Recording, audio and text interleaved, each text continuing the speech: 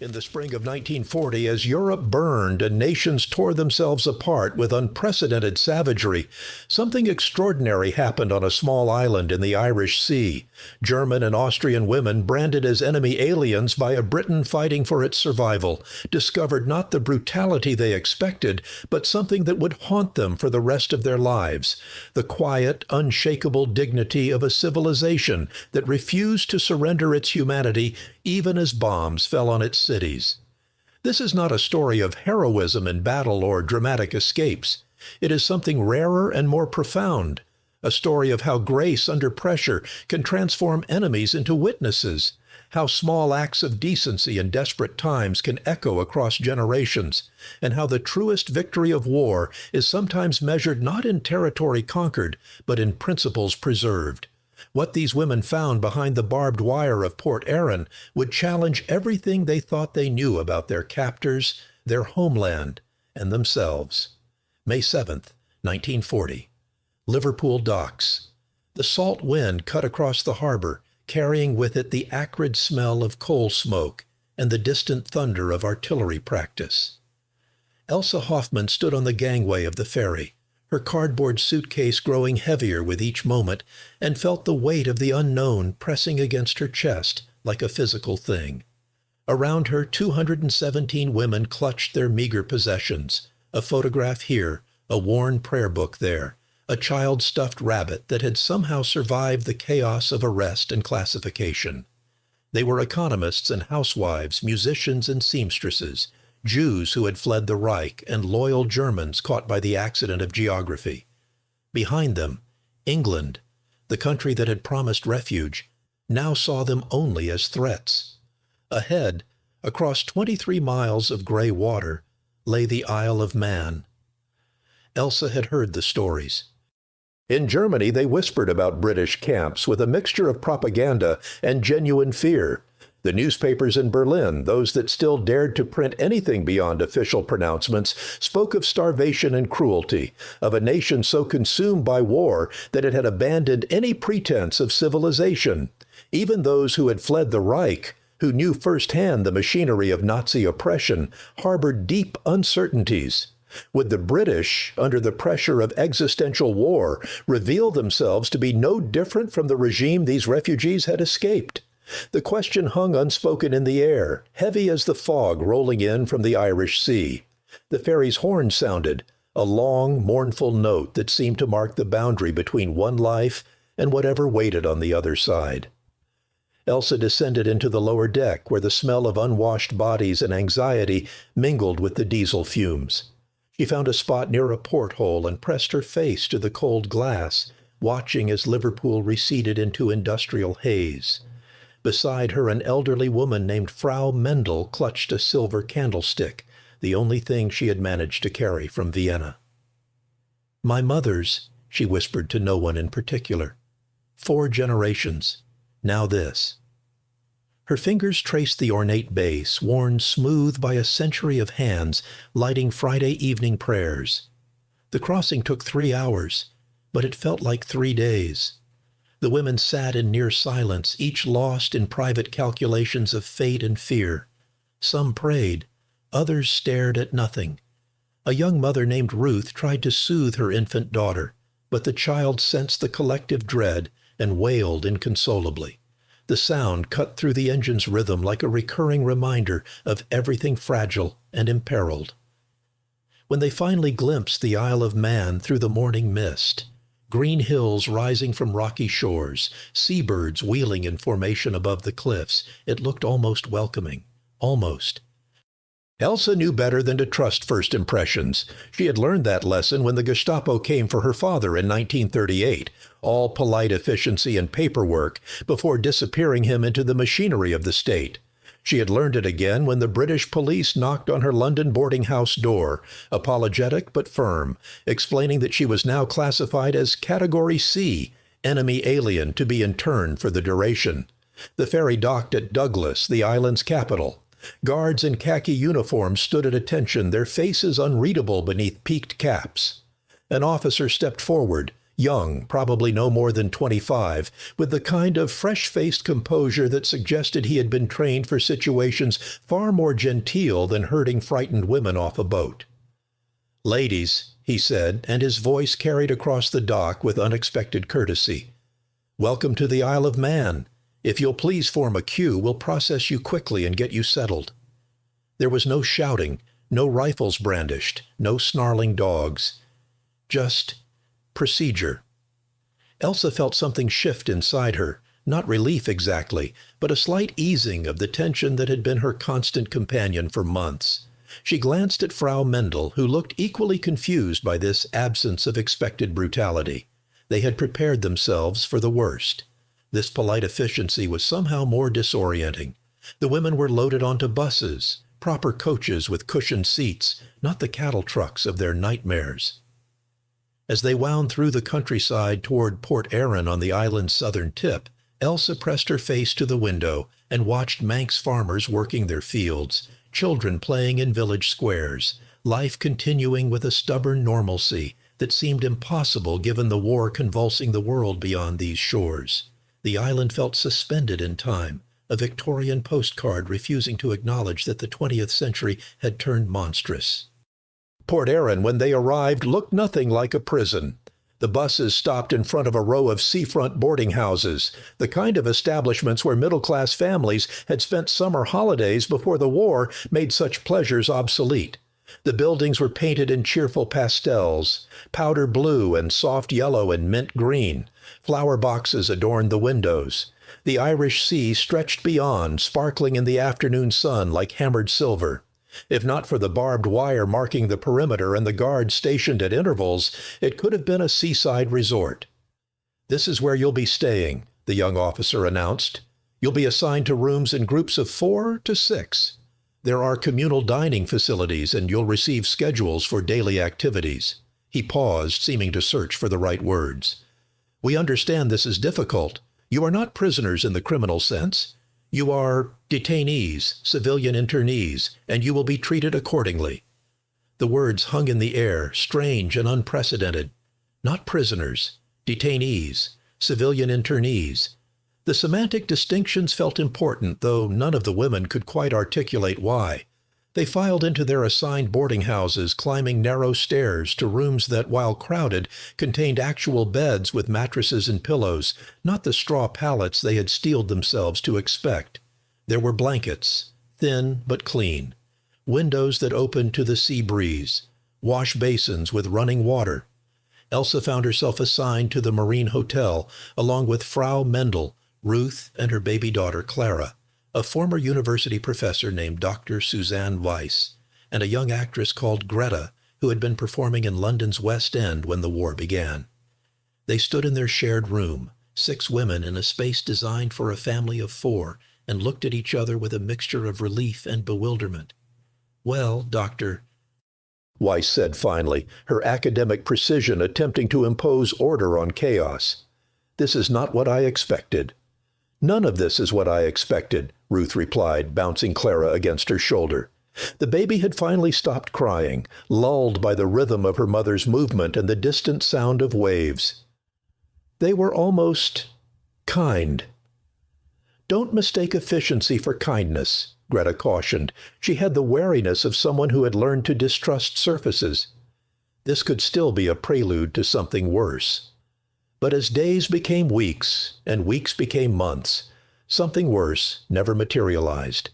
Instead, something unprecedented emerged, a microcosm of civilization maintained against all reasonable expectations. The camp, though calling it a camp felt increasingly inadequate, was administered by Dame Joanna Cruikshank, a formidable woman in her late 50s who approached her duties with the brisk competence of someone who had spent a lifetime managing difficult situations without losing her essential humanity. She was not soft. The circumstances did not permit softness. But she was fair. More than fair. She was determined that the women under her supervision would be treated with the dignity that war often makes expendable. Dame Joanna's first act was to establish a camp committee drawn from the internees themselves, women who could voice concerns, organize activities, and serve as liaisons between the detainees and the administration. Dr. Weiss was elected to this committee within the first week, her academic credentials and natural leadership making her an obvious choice. At the first meeting with Dame Joanna, held in what had been the Marine Hotel's breakfast room, the atmosphere was tense with mutual wariness. "Ladies," Dame Joanna began, her hands folded on the table before her, "I will be direct with you because I believe you deserve directness. Britain is fighting for its survival. Cities are being bombed. Ships are being sunk. People are dying. And yet Parliament and the Crown have determined that even in such circumstances, there are standards we will not abandon. You are here not because you have done anything wrong, but because we cannot take risks in wartime. That is the unfortunate reality. However, you will be treated fairly. You will be fed adequately. You will have access to education and culture. You will be allowed to maintain your dignity. This is not charity. This is what Britain stands for, especially, when it would be easier to forget." The words were spoken with such matter-of-fact conviction that they landed with unexpected force. This was not propaganda. This was policy backed by resources that Britain could barely afford. Dr. Weiss, who had fled Germany after watching academic colleagues lose their positions, their homes, their lives, felt something crack inside her carefully maintained armor. "Why?" she asked simply. Dame Joanna met her gaze without flinching. "Because if we abandon who we are, then Hitler has already won. The war will be meaningless." It was a philosophy that manifested in details both large and small. Food became the first revelation, the most visceral proof that something different was happening here. Britain in 1940 was tightening its belt. Rationing had been implemented in January of that year. Bacon, butter, and sugar first, then meat, tea, jam, eggs, cheese, everything that made life bearable. The U-boat blockade was strangling supply lines. Every cargo ship that made it through was a small miracle. British civilians were learning to survive on less, to stretch every ounce, to fill their bellies with root vegetables and hope. And yet, the women of Port Erin did not starve. When Elsa first entered the dining hall for breakfast on their second morning, she expected thin gruel and stale bread, the universal language of institutional deprivation. Instead, she found porridge with actual milk, slices of bread with margarine, real tea with sugar. Not abundance, certainly, not luxury, but adequacy, fairness. The portions matched what British civilians received under rationing, no more, but critically, no less. Ruth, nursing Clara and requiring extra calories, received supplementary rations without having to beg or bargain. Elderly women with medical needs got additional portions. The kitchen staff, composed partly of internees who volunteered for the work, prepared meals with a care that transcended mere obligation. There was pride in the dining hall, a determination that even if they were confined, even if their futures were uncertain, they would eat like human beings, not like livestock awaiting slaughter. The psychological impact cannot be overstated. Elsa, who had watched her father waste away in the weeks before his arrest, who had seen neighbors in London hoarding food with the desperation of those who remembered the starvation years of the First World War, found herself confronted with a paradox she could not reconcile. A nation under existential threat, choosing to share its scarcest resources with those it had every excuse to neglect. "They could starve us," Frau Mendel said one evening, her silver candlestick now occupying a place of honor on the small table between their beds. "They could justify it easily. We are the enemy. We eat food that British children need. And yet," she gestured at the modest but sufficient dinner they had just finished, "they don't." "It's their pride," Greta suggested. "They need to prove they're better than the Germans."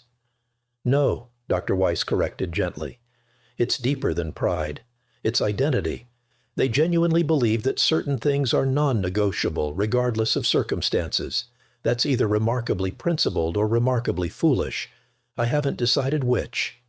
"Does it matter?" Ruth asked, Clara asleep in her arms. "The outcome is the same. We're alive. We're treated decently. whether that comes from principle or pride or calculation. We're still the beneficiaries.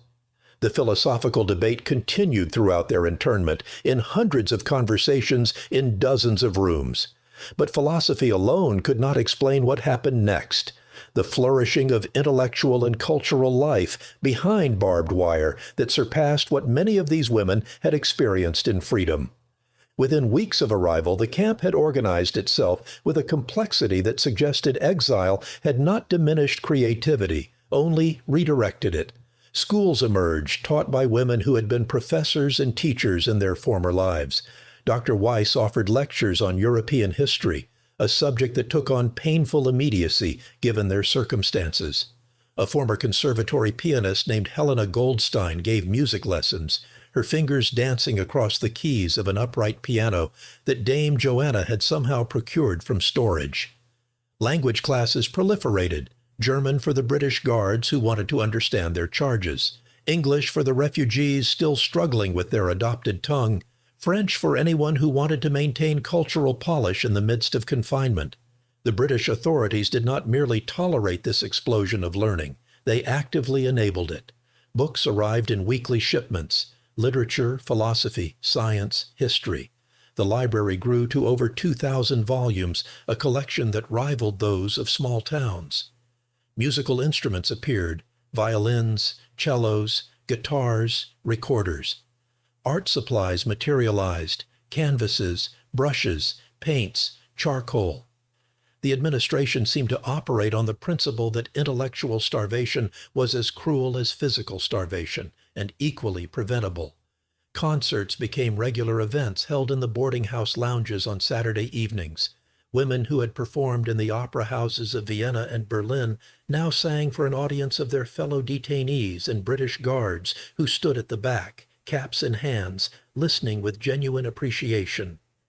Elsa, who had no musical talent herself, found herself weeping during a performance of Schubert's Ave Maria, the beauty of it made more acute by the barbed wire visible through the windows, the war raging beyond their shores. Theater productions followed. Greta, drawing on her West End experience, directed an ambitious production of Oscar Wilde's The Importance of Being Earnest, a choice loaded with irony given their circumstances. The cast rehearsed for weeks, creating costumes from whatever materials could be scavenged or improvised. On opening night, the makeshift theater in the Port Erin pavilion was packed. Dame Joanna attended, sitting in the front row, and laughed at the appropriate moments with a genuine delight that suggested she was seeing art, not merely indulging prisoners in a harmless distraction. Art exhibitions displayed watercolors of the Manx landscape, portraits of fellow internees, abstract expressions of exile and longing. The quality varied, but the effort was universal. Everyone, it seemed, needed to create something, to impose order and beauty on circumstances that threatened both. Sports leagues organized, volleyball tournaments on the beach, table tennis competitions, swimming races in the Irish Sea, under the watchful eyes of guards who ensured no one tried to escape, but otherwise let the women enjoy the cold, clean water. There was laughter on those beaches, genuine, unself-conscious laughter that felt like a small rebellion against the gravity of their situation. Gardens appeared wherever space permitted. Women with agricultural knowledge taught others how to coax vegetables from the rocky Manx soil. Potatoes, carrots, lettuce, herbs, each successful harvest was celebrated as a communal victory. The food supplemented rations, yes, but more importantly, it gave purpose, a sense of agency in lives otherwise shaped by forces beyond control. A newspaper emerged, the Camp Chronicle, handwritten at first, later typed on a donated typewriter. It reported on camp events, published poetry and essays, provided a voice and a record. Future historians reading these brittle pages in archives would marvel at the vitality documented therein: book reviews and philosophical debates, sports scores and recipe exchanges, all the apparatus of civilization reconstituted in miniature. The contrast with what these women had left behind grew sharper with each passing month. News filtered in through newspapers and radio broadcasts: Germany conquering France, the Luftwaffe bombing London, the Reich's machinery grinding ever forward. And in Germany itself, reports, fragmentary and horrifying, of what was happening to those deemed undesirable. Jewish populations herded into ghettos, rights systematically stripped away. Whispers of worse to come, though the full extent of the Holocaust would not be known until later.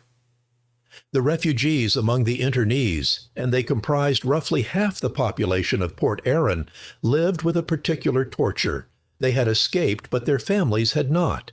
Letters from home became increasingly desperate and then stopped altogether. The silence was worse than bad news. It was absence, void, the terrible blank where loved ones used to exist. Elsa had not heard from her father since his arrest in '38. She did not know if he was alive or dead, imprisoned or escaped, suffering or beyond suffering. The uncertainty gnawed at her like a slow poison. And yet, even in her grief and fear, she could not ignore the strange grace of her current situation. She was confined but not tortured, separated but not murdered. Her dignity remained intact even as her freedom did not. Dr. Weiss articulated what many felt but could not express during a lecture on ethics in wartime, delivered to a packed room on a rain-swept evening in November of 1940. "We are witnessing something that may be unique in human history," she said, her voice carrying the weight of someone who had studied centuries of conflict. "A nation at war, fighting for survival, maintaining moral standards that reduce its own strategic advantage. Every calorie we consume is a calorie denied to a British civilian. Every book we read, every concert we attend, these represent resources diverted from the war effort, and yet they persist in treating us fairly. Not perfectly. There is confinement, there is hardship, but fairly within the constraints of necessity. This is the difference between a civilization and a regime. A regime acts from power alone. A civilization acts from principles it refuses to abandon, even when abandonment would be easier." The words hung in the room like a verdict. Some women nodded slowly, accepting the analysis. Others resisted, uncomfortable with praising their captors. The tension between gratitude and resentment, between recognition of grace and anger at confinement, defined the psychological landscape of Port Erin. Both feelings were valid. Both feelings coexisted. The human capacity for holding contradictions is perhaps most visible in extremity. As the war ground on through 1941 and into '42, some internees were released, those who could prove beyond doubt that they posed no security risk, who had British sponsors willing to vouch for them, who fit into bureaucratic categories that permitted freedom. Others remained. Elsa was among those who stayed, her case perpetually under review, always almost resolved, but never quite. She made peace with it. Port Erin had become, in its strange way, a kind of home. The rhythm of days, the community of women, the quiet dignity of enforced exile. It was life, reduced to its essentials, but still life. The war reached its turning points elsewhere. Stalingrad, El Alamein. The tide slowly, painfully turning. And still the women of Port Erin lived their circumscribed but decent existence, maintained by a Britain that, despite everything, refused to compromise what it believed itself to be. When victory finally came in May of 1945, it arrived not with jubilation but with complicated relief. The internees were told they could return to their home countries if they wished, or apply to remain in Britain if circumstances permitted. Many faced an impossible choice: return to a Germany that was physically and morally destroyed, or remain in a Britain that had interned them but never broken them. Elsa chose to stay. She had nothing to return to. Her father was among the millions who would never return from the camps, real camps, where human dignity was not merely limited but systematically annihilated. She learned of his death in Auschwitz through a Red Cross notification that arrived in July, a bureaucratic document that reduced her father's final years to a series of dates and locations that told her nothing and everything. She wept for weeks, a grief made more complex by the realization that her own confinement, so resented at the time, had probably saved her life. If she had remained in Germany, she would have shared his fate. The British, by interning her, had inadvertently protected her from the mechanized horror her homeland had become. In the decades that followed, Elsa would often think about the Isle of Man. She settled in London, married a British engineer who had served in the war, built a life that was quiet and unremarkable in the best possible way. But Port Erin remained a touchstone, a reference point against which she measured other experiences of power and powerlessness, grace and brutality. She was not alone in this. Many of the women who had been interned remained in Britain after the war, and they formed a network, informal but enduring, of those who had shared that particular exile. They met occasionally, these survivors of a strange experiment in civilized confinement, and they always marveled at what they had experienced. They could have been cruel, Frau Mendel said at one such gathering in 1965.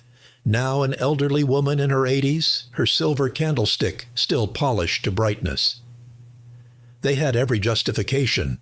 We were enemy aliens during an existential war. And yet, they chose differently. They chose to be British, Dr. Weiss added. She had become a professor at Cambridge after the war, had written extensively about ethics and governance. That was their victory, really, not defeating Germany, though that mattered, but defeating the temptation to become what they fought against. That's rarer than we acknowledge. The conversation, like so many before it, circled back to the central question: why? Why had Britain, under conditions of maximum pressure and minimal accountability, chosen to maintain standards it could have easily abandoned? The answers were never fully satisfying because they required believing in something unfashionable, genuine principle, institutional integrity, cultural identity that ran deeper than expedience.